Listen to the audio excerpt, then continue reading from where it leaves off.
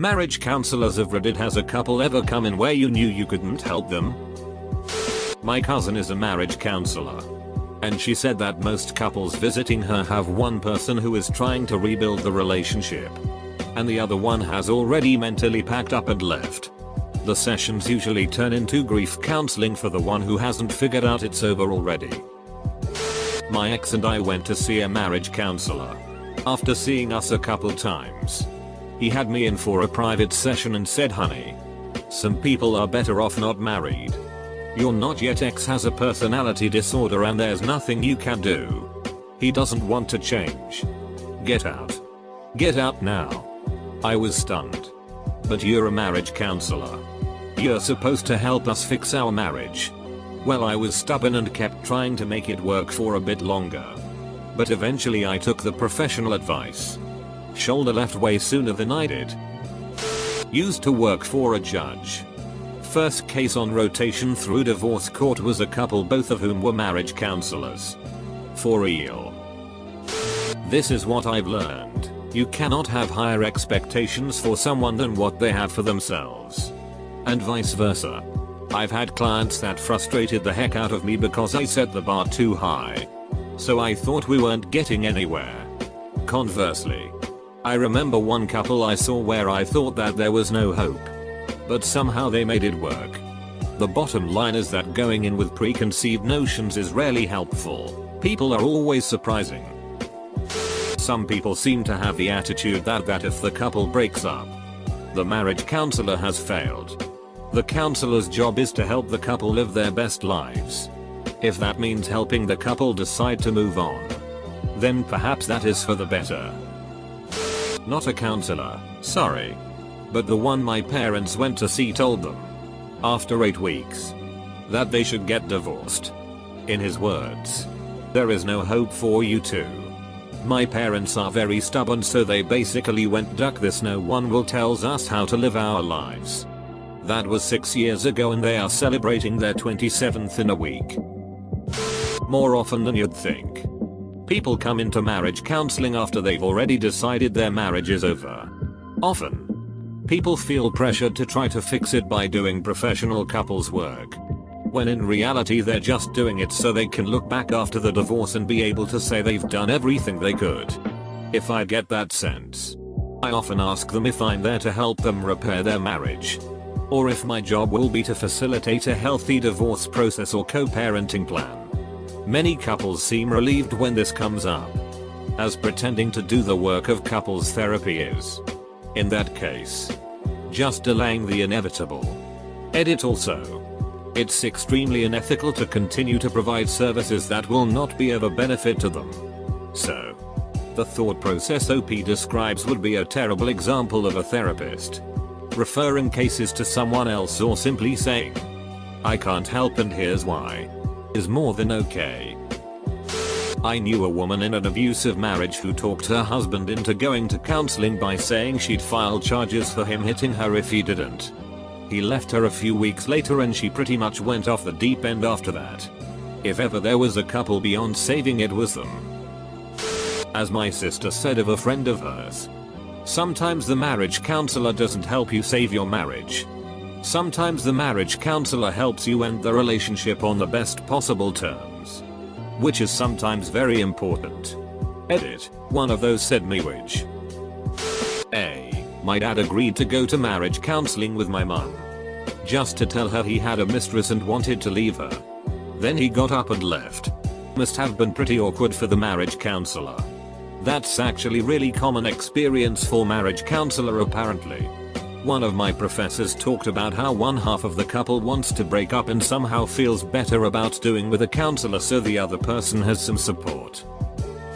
My so and I are in counseling right now and it's been great.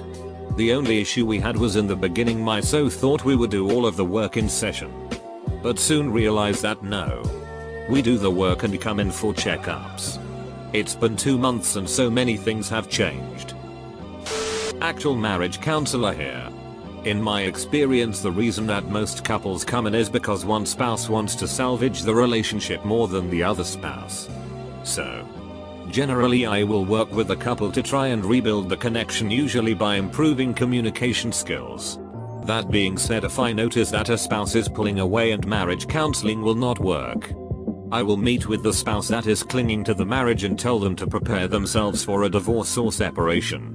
I usually have that spouse work on making themselves happy and building a life where their happiness is not dependent on someone else. After all is said and done, I refer my clients, as needed, to individual counseling. My ex and I went to counseling, after years of me requesting it. Went to a few sessions together. Then the counselor suggested we each see one independently. I went in for my second solo session and the counselor said that all 3 counselors compared notes and agreed it was the best idea for us to split up. They wished me well and told me that they would stand behind me in a court of law if required. I'm studying to be a marriage and family therapist. From the couples I've dealt with, in order for the therapy to be anything productive, both people in the relationship have to have wanted to go to therapy to work on their relationship. Sadly, a lot of wait too long to ask for help, and when they do actually seek it out, it's only because they both know it's over and it's a last-ditch effort to keep the relationship going for as long as possible. When I was shopping around for marriage counselors, most of them mentioned that their purpose was to help improve the marriage or to assist couples in separating if that was what was best. They were very upfront that saving the marriage wasn't the only option and may not be the best option. My grandma and grandpa were in group marriage counseling where the counselor told everyone in the group their marriages were over. My grandparents got divorced and my grandma ended up marrying the husband from one of the other couples. My grandpa married the counselor. More than 30 years later, they are still in those marriages and way happier than they ever were together. A friend of mine, a father, left his wife for their marriage counselor. I'm pretty sure the counselor knew she couldn't save that marriage. Bonus, he built a new, bigger house down the street from the one he left the mother with. The new one had a pond. When I deliver couples counseling, I always tell the couple from the onset that my job is to help the relationship. But helping the relationship could mean helping the couple end it. It's a lot easier for all involved, me included, to accept the relationship ending as a realistic outcome. They don't get frustrated with each other when things don't get better. And I don't get frustrated if I don't fix the relationship. Not married, but together 6 years. Lived together. Pregnancy and miscarriage early on. We started counseling in the last months. At the end of our sessions I'd always feel like we had made progress. She was always depressed and angry afterwards. Although would say that counseling was helping, I thought it was. Looking back, she had pretty much given up. But our issues were always like that. Generally things that I had to work on. My problems. And I bought into that notion. It's been the toughest year of my life since it fell apart. Once you take responsibility for where you find yourself and where you were, that's when it gets hard. I started my own therapy a couple months before her and I went to a different couples counselor. I went because I was having a really hard time making decisions and felt like I was going kind of crazy. So glad I had my therapist when it all unraveled. It has since shed light on tons of things. I'm a big advocate for therapy. For everyone. Our counselor says there is always hope if both people are willing to change. When we started after about 6 sessions he sat us both down and said basically you are acting as if you are already divorced. You just haven't divided the money and moved out yet. So do you want to do that? Or do you want to fix things? That was humbling. We both decided we wanted to fix it. Been a while. But we are getting there. And before you think moneymaker, this guy is literally half price over anyone else. And for us, more effective than the higher priced ones. He only works part-time and can choose his clients. We have spent a lot, but way cheaper than divorce too. And hey, deep down, we still love each other. We just lost sight of that. We joked ever had a worse couple? And he said he has had some who he cannot help, and tells them so. I know a couple whose marriage was breaking down due to a night where they agreed to swing with another couple. Basically he decided not to go through with it, which surprised me, and she did it. Oops. Anyway, he was angry with her and said he couldn't forgive her. They went to a marriage counselor who instructed him that he was never allowed to mention the night again. I'd always thought that marriage counseling was the opposite. Regardless, they are still together and back on track, so I guess she knew what she was talking about. This is good advice. You cannot agree on something and then change your mind and blame the other person when the agreed upon action takes place. You can change your mind before, but not after the fact. Alright, I gotta do a shout out here. I had a woman help me through my counseling, and I guess I'd have to say I was the one going through the grief counseling. Mine was interesting in the circumstances. You know you've led a crazy life when a seasoned marriage counselor drops jaw at what your spouse has done. But I'll spare the details. I just want to thank you folks who do this for those on the cusp of divorce.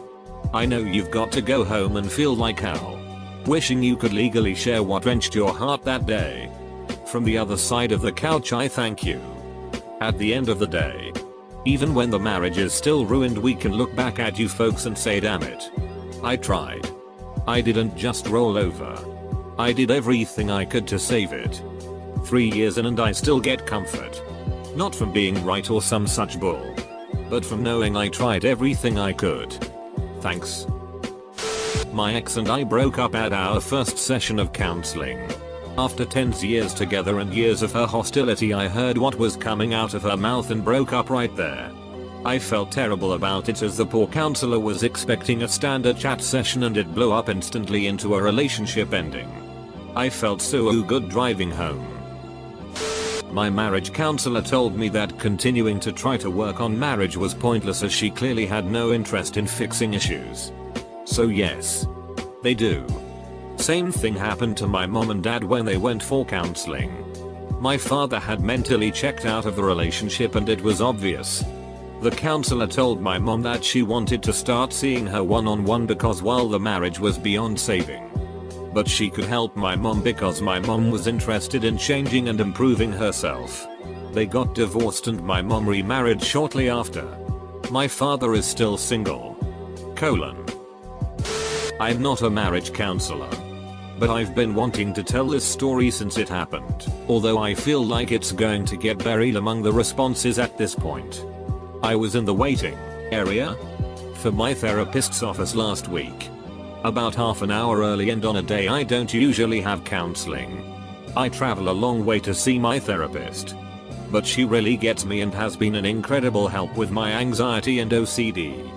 Truthfully, that day I was in a pretty bad mood because of the heat we've been having in Seattle, as well as travel time, and could totally empathize with people feeling a little snappish. Anyway, I'm sitting in a little chair and the guy next to me is obscured by a giant bouquet of fake flowers and is tinkering around on his phone kinda loudly. Bad mood me challenging him by aggressively flipping the pages of the Brothers Karamazov. When his girlfriend walks in, gets right on his lap, and starts making out. A couple of what feels like minutes and they break away. And she goes and sits in my line of vision and they start bickering. I can't remember their exact conversation, but they fought so badly I was starting to think if I said something they'd bring out the punked cameras on me. Like, it ranged from, why did you bring that water bottle when I said I'd get you iced tea? Are you trying to make me look like an insensitive jerk of a boyfriend? What's wrong with you? To, I don't want you hanging out with that group anymore after what you did to me. To, well then maybe you should find some new friends. Mark was trying to heal my ducking dog anyway. To, you're going to dinner with Alicia? Are there going to be men there? I don't know. You know how you get when you've had a couple of drinks. All of this with me clearly in the room trying to read and not gawk while they rip each other apart. When my therapist came downstairs to call me in, they had flipped, were discussing moving in together. Holy duck. I think they were beyond hope.